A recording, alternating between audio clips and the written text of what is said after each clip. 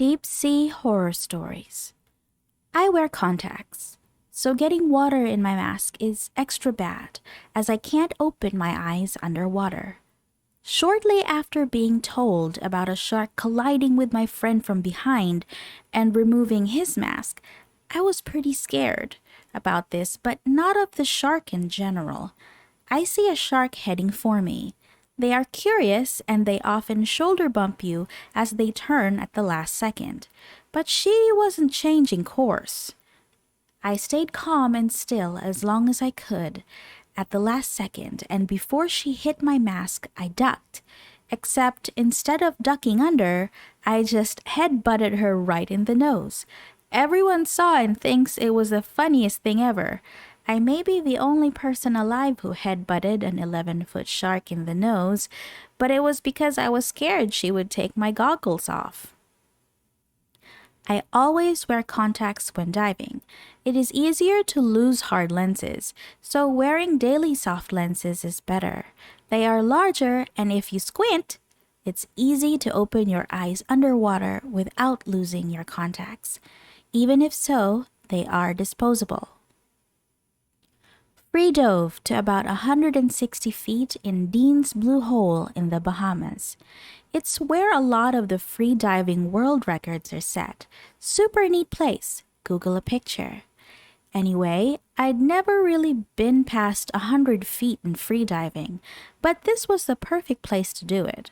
No current, there are ropes to keep you straight, and allow a slight pull back up. Scary part is that you become negatively buoyant pretty quickly after like 60 feet. So you're basically hauling ass down while doing nothing and using very little air. So I'm dazed out a bit, feeling good, and counting the lines that mark depth. And all of a sudden, I feel pressure like my trachea is going to collapse. I wake up and realize I've counted to the line that's around 160 feet or so. Very scary moment because I wasn't sure if my body could take the depth or if I had gone too far and wouldn't have enough air to get back up, which is a much slower and more air-intensive process. I've been scuba diving a few times and really enjoy it, but the thought of this kind of diving makes me want to throw up. Did you make it back up or did you die? I got the bends once. I was careful. Followed my charts and my computer. Had appropriate depths and surface time. But I didn't drink enough water, so I was all out of whack. Felt fine until I got home. Mild headache. Then I woke up and it was just pain in my left arm, elbows and fingers. I couldn't even bend them without bad pain. My headache was intense and I was so dizzy. I called my older, more experienced dive buddy and I got rushed to the hospital.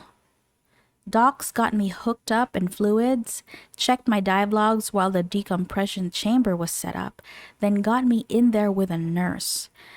8 hours in a tube about the length of a car, but as wide as maybe a double bed. I was on oxygen and hooked up to an IV, and it was so loud with all the air rushing in. As soon as I got to depth, the pain vanished. It was crazy. The bend sounds terrifying and painful. I think it was the Brooklyn Bridge or another large early bridge is where they found out about the bend. They'd make these large underwater areas that were dry, but still like 100 feet deep underwater, so the workers could dig out the footings for the bridge, and they'd be under pressure down there, under the water, and people would constantly get sick coming out of them. Could you imagine having that happen to you without knowing what the hell was happening or how to fix it? Okay, so I need to cut in here for a bit. For a non-diver like me, I had to do a little research about this term, the bends, and holy smokes, it can kill you if you don't seek medical attention. So everyone, if you're thinking of doing something like diving, make sure you have the right training and enough experience. It also helps to have company in tow. That's it for Vacia's Words of Wisdom. Let's continue with the rest of the story. Diving the day before a hurricane on a small South Pacific island. Out of nowhere, a venomous black and white sea snake wrapped itself around my arm. Apparently, this happens from time to time before major storms. They can sense it and look for things that are heading towards the shore so that they don't have to put in so much effort to get out of the sea. As soon as I was in the shallows, it uncurled and headed up the beach, where it hid under a breadfruit tree. I thought I was going to get bitten to death by a snake at sea. Turns out I was just a taxi for a very calm but rather rushed reptile. I've often heard that sea snakes are extraordinarily venomous, but also extraordinarily chill and rarely bite. But I'd probably not remember that when one is wrapped itself around my arm. That's terrifying, but also adorable. I was diving in a local pond with a group of much more advanced cave divers than I, who had advanced certification at the time. I am leading the dive as to get used to pressures and responsibilities of heading the procession. They are mentoring me. It is a Texas puddle, visibility 10 feet maximum, not too deep, maybe 25 feet. The known horrible visibility makes it impossible to navigate by compass. We follow a line or a string put by other divers.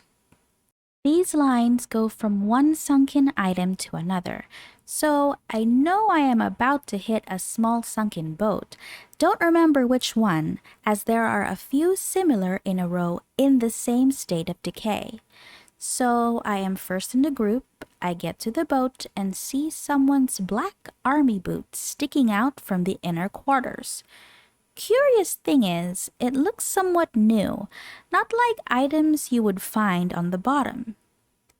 Hard to see, there's too much muck in the water, so I touch the boot thinking it is by itself, but it won't lift, like it is attached to something heavy. I put my hand further in and feel the leg continuing out. Pants, the calf, and I see the second leg now. Freaky with the big letter F, right? I turn around and show a sign for the emergency ascent to the group behind me. Everyone has a sour face. No one wants to surface, but it is a rule that if one says up, others in a group must abort, no questions. They wanted me to explain with signs why, but what is a diver's sign for a cadaver? I feel like I rush toward the surface, even though trying to stay calm and take time. So we are on the lake surface. I have this adrenaline rush and I can't breathe enough. So I tell them there is a body down there. I see rolling eyes from everyone. Once they see I am serious.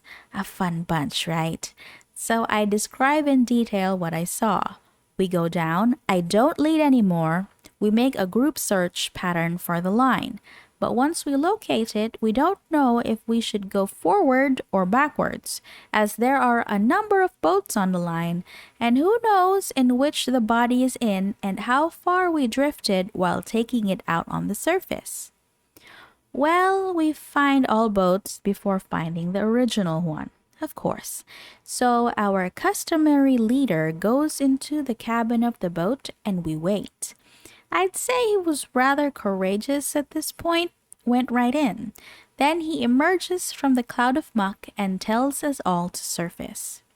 So, gluing information together from what we learned later on, turns out the police or some other agency had a body recovery training in the same lake that same day.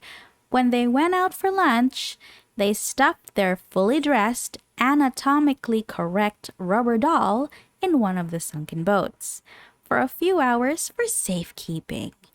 I died a little that day. That's the most inconsiderate thing I've read yet. Really, guys? Damn thing could have popped free and scared somebody half to death. Never mind freaking you out. Okay, that's it for today's video. Thanks so much for listening.